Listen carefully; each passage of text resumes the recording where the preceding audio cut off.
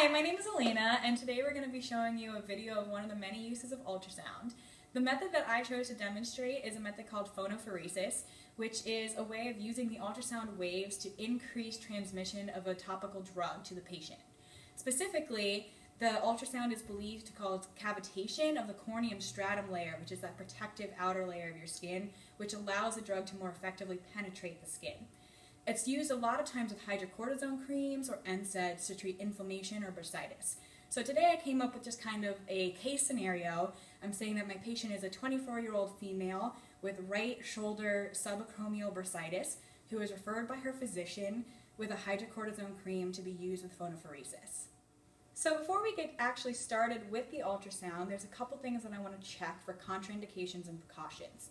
For the contraindications that I'm mostly concerned about, since we're using a non-thermal effect, is I want to check her history for any malignant tumors, thrombophlebitis, or a pacemaker, especially since we're going to be working in that upper extremity region. For the precautions, I want to make sure she doesn't have any undiagnosed or recent fractures.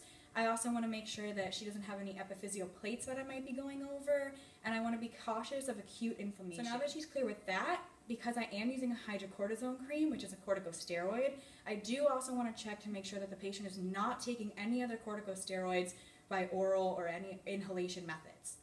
Okay, so now that I've cleared the patient and made sure that ultrasound is an appropriate modality, I'm going to go ahead and set up my machine. Now every machine is going to be a little bit different, but I'm going to show you the parameters that are best for using phonophoresis. So I'm going to go ahead and click the ultrasound setting, and I'm going to come to customize, and I'm going to want it to be on the 1 megahertz frequency. I also want it to be displaying on watts per centimeter squared, and I want a 20% duty cycle. The intensity can be a range, but the range needs to be from 0.5 to 0.75. I'm going to go ahead and set mine at 0.5 today. And the time can be between 5 and 10 minutes. So now that my machine is all set up, I want to make sure that my patient is positioned appropriately for the treatment.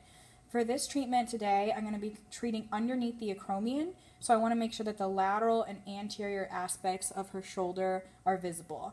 And I chose to put her supine for patient comfort with a towel underneath the treatment area to make sure I catch any of the transmission gel.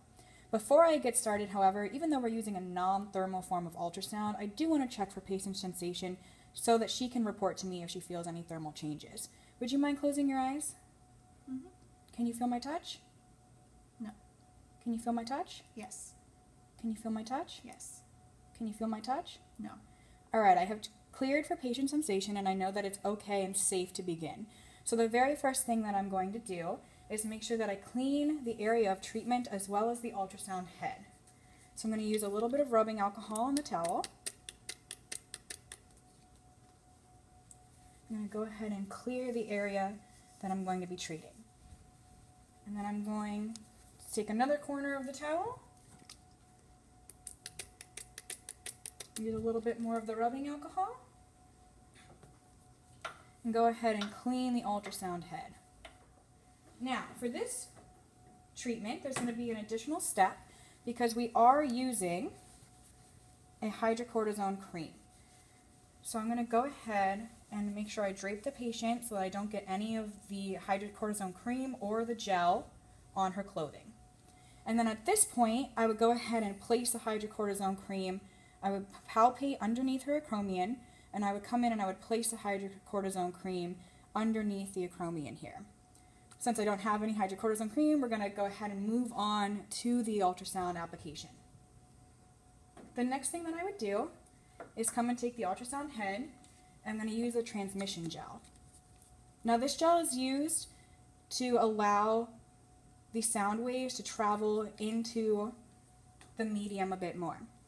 So I'm going to go ahead and place this in the area that I'd like to treat, and I would mix it with the hydrocortisone cream. I'm going to go ahead and press start on the machine.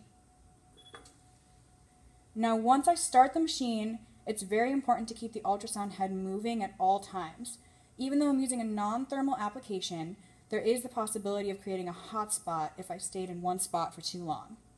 You'll also notice that I'm trying to move the head in small circular patterns to make sure the middle of the head is being displaced. Now I would continue this treatment for about 5 minutes, and at the end of 5 minutes, I would go ahead and stop the machine.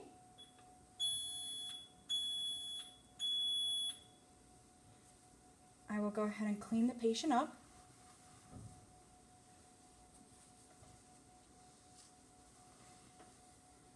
As well as cleaning the ultrasound head. First I'll remove the gel.